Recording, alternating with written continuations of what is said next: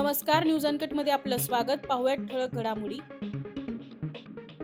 नितीन गडकरींचं राजकीय स्थितीवर सूचक भाष्य. म्हणाले, कोण कुठल्या पक्षात कधी घुसतात, कधी बाहेर जातात, कुठे जातात हे कुणीच सांगू शकत नाही.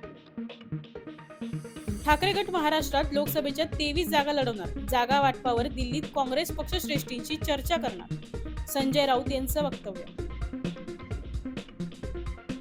राज्य सरकारचा मोठा निर्णय. 2 टप्प्यात राबवण्यात येणार मुद्रांक शुल्क अभय योजना.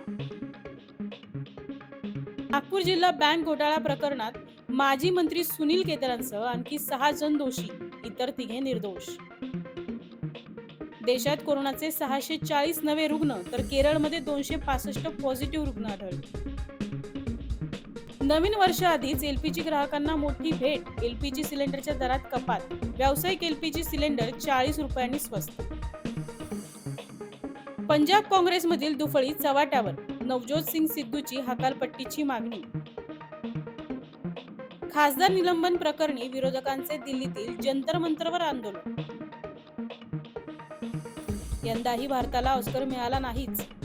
मल्याळम चित्रपट 2018 शर्यतीतून बाहेर. दिग्दर्शकांनी मागितली माफी. जवान आणि पठाणच्या तुलनेत शाहरुख खानचे डंकीची कमाई कमी. पहिल्याच दिवशी कमवले फक्त 31 कोटी.